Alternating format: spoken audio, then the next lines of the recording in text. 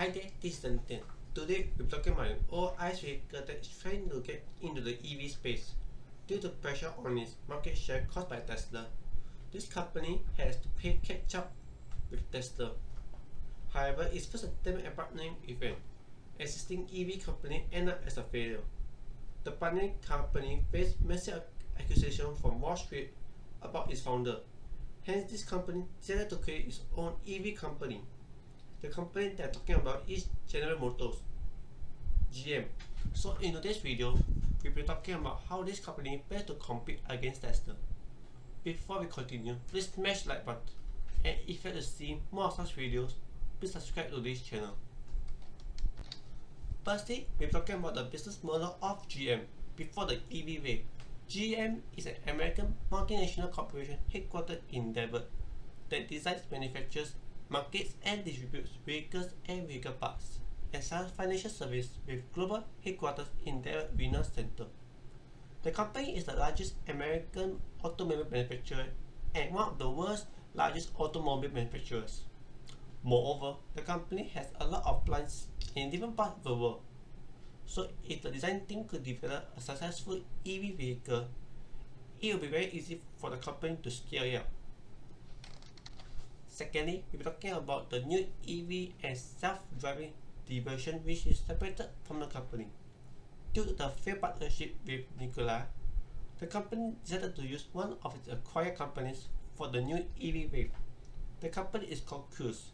Cruise LLC is an American self-driving car company headquartered in San Francisco, California. Founded in 2013 by Carl Brock and Dan Khan, Cruise tests and develops autonomous car technology. In March of 2016, GM acquired Cruise for an undisclosed amount. Cruise received a permit to test self-driving vehicle technology from the California Department of Motor Vehicles in June of 2015, 9 months before it was acquired by GM. Cruise formed the core of GM's self-driving efforts, industry observers have noted, and GM CEO Mary Barra has stated that GM allowed Cruise to remain responsible for both technology and commercialization, giving Cruise independence to avoid the pitfall common when a large company acquires a technology startup. So how does this company compete against the likes of Tesla? Next, we'll be looking at how the company plans to close the gap between it and Tesla. Microsoft has entered into a long-term strategic relationship with GM and Cruise, the automaker majority-owned autonomous car unit, to accelerate the commercialization of self-driving vehicles. As part of the partnership, the tech giant will join GM, Honda Motor, and other institutional investors in a combined new equity investment of more than $2 billion in Cruise, bringing the post-money valuation of Cruise to $30 billion. The company did not break down the new funding by the company. In its announcement Tuesday, the company said Microsoft will become the preferred cloud provider for GM and Cruise. The company also said that they will work collaboratively on software and hardware engineering, cloud computing capabilities, manufacturing, and partnership ecosystem.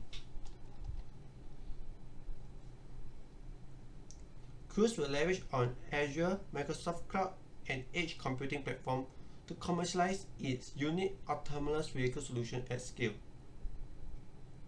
GM said that it will work with Microsoft as its preferred public cloud provider to accelerate its digitalization initiative, including collaboration, storage, AI, and machine learning capabilities.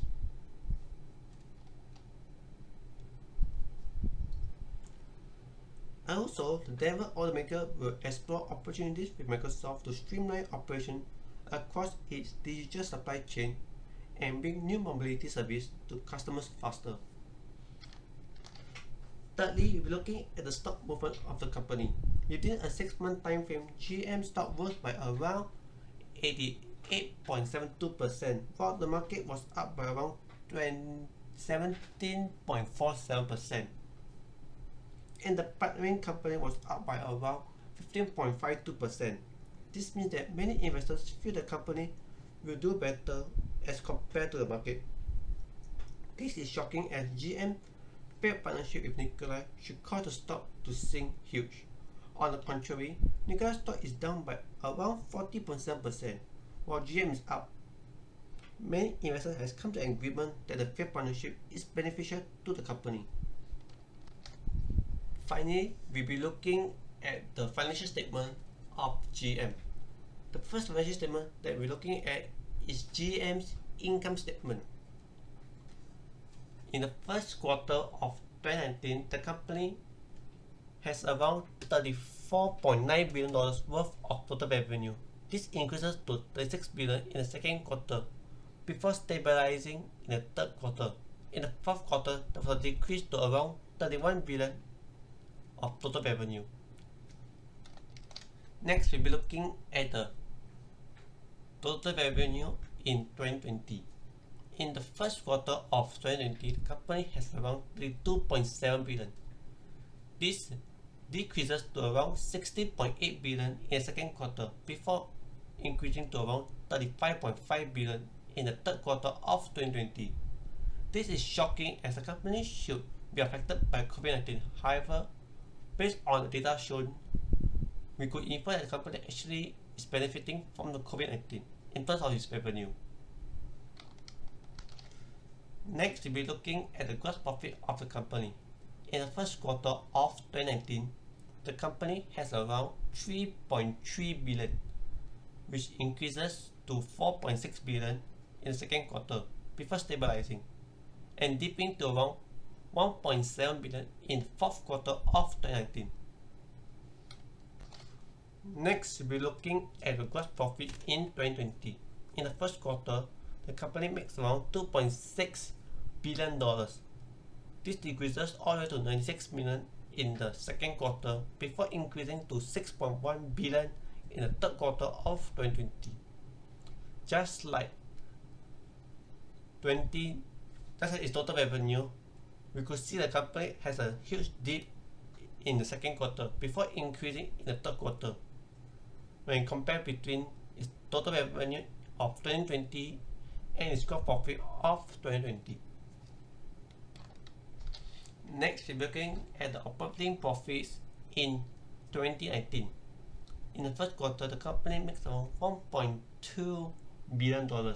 This increases to around $2.5 billion in the second quarter, before stabilizing in the third quarter, before dipping to a negative $554 million in the fourth quarter of 2019.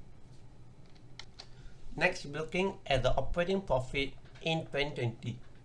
In the first quarter of 2020, the company makes an operating profit of $657 million.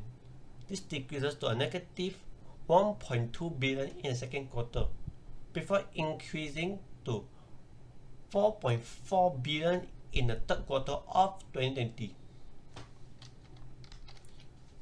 Finally, we'll be looking at the profit after tax of 2019.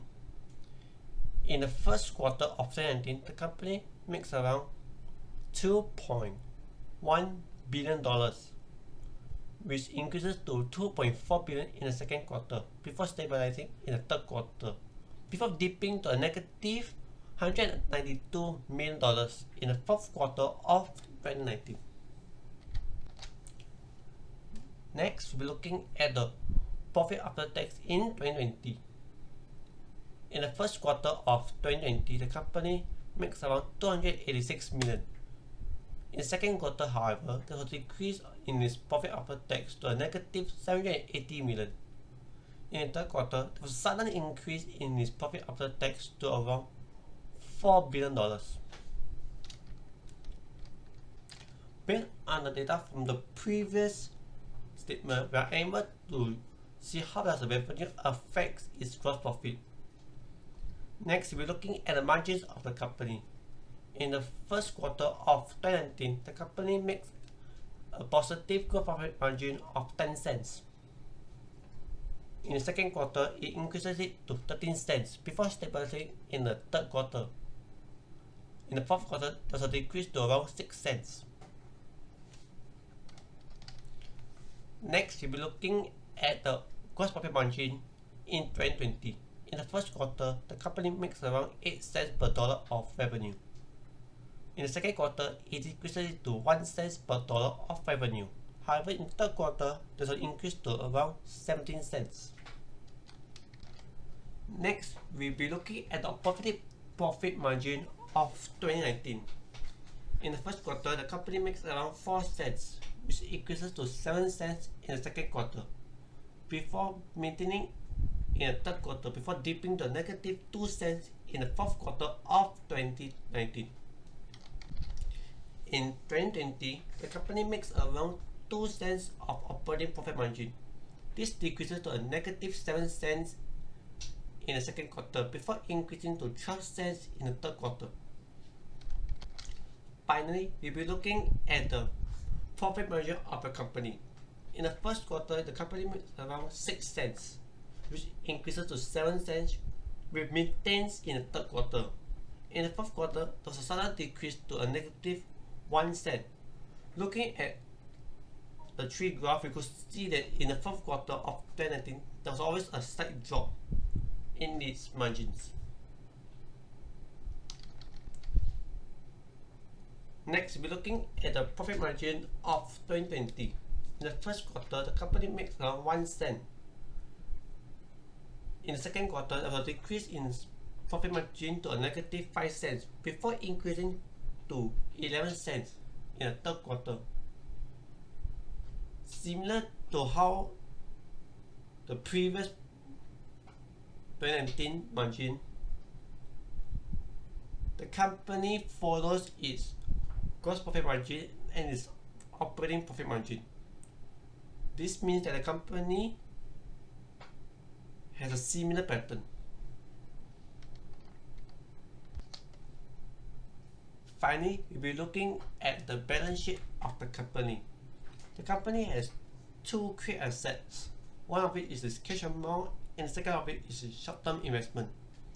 In the first quarter of 2019, the company has around $17.2 billion worth of cash. It maintains in the second quarter before increasing to $20 billion in the third quarter before maintaining in the fourth quarter of 2019.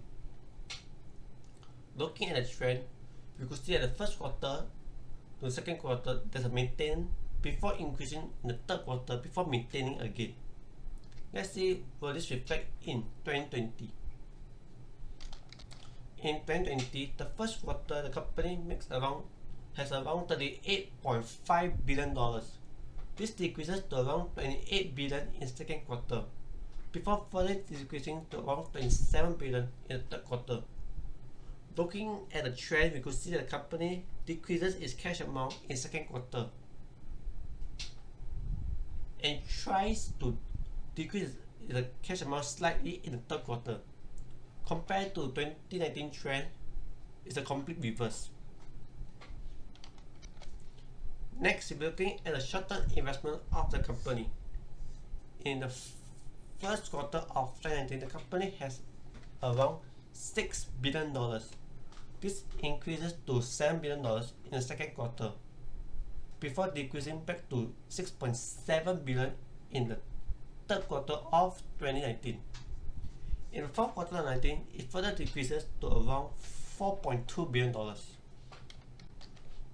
In 2020 first quarter, the company has around $7.6 billion of short-term investment. It increases to $9.3 billion in the second quarter, before increasing to nearly $10 billion in the third quarter of 2020. Next, we'll be looking at the quick liabilities of the company. GM consists of two sections. One of it is automotive and the other is its GM financial. Therefore, both have its separated debts. The first thing we'll be looking at is its automotive section of the company. In the first quarter of 2019, the company has around $13 billion. Throughout 2019, the company is able to maintain its debt at around $13 billion, which is not bad. Next, we're looking at how does its automotive debt of in 2020. in the first quarter, it increases to around $28.6 billion, which further increased to $32.2 billion in the second quarter, before decreasing to around $26.5 billion in the third quarter of 2020. Next, we're looking at its GM Financial Company.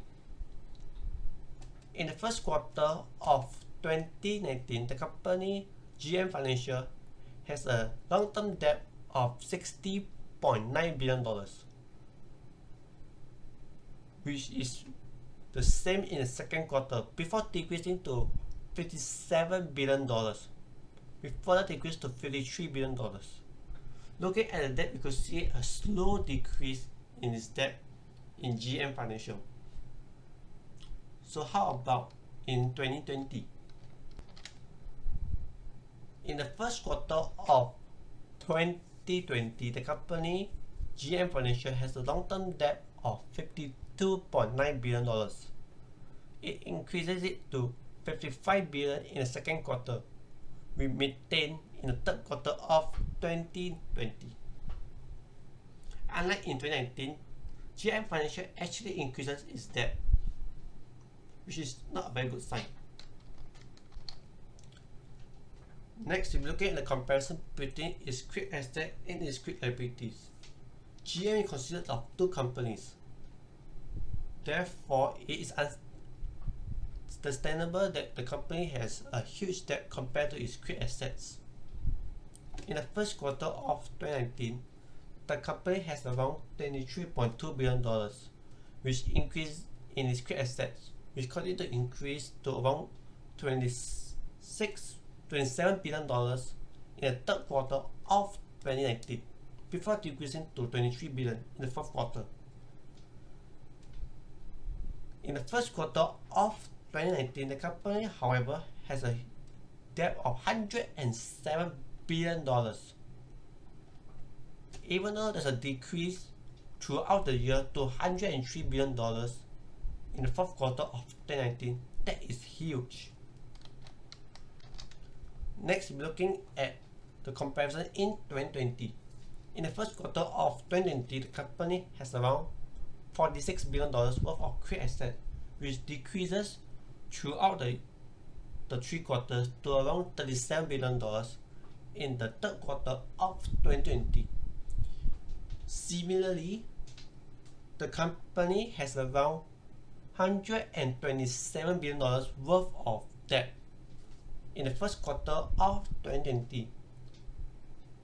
It continues to decrease its debt to around $118 billion in the third quarter of 2020. Finally, we'll be looking at the quick ratio of company.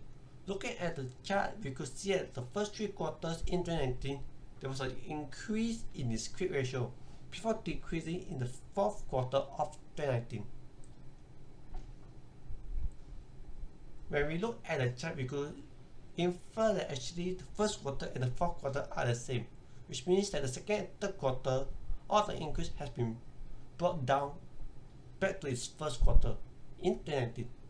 So let's see the quick ratio in 2020. In 2020, the quick ratio decreases from the first to the second quarter before maintaining in the third quarter of 2020. In the first quarter, the company has around 36 cents of quick assets per dollar of quick liabilities.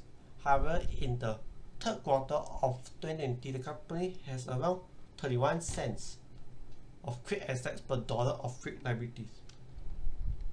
In conclusion, GM has a huge potential in disrupting the EV space, just like how the company completely successful competes during the ICE wave. There's still a good chance that GM could beat Tesla or come second.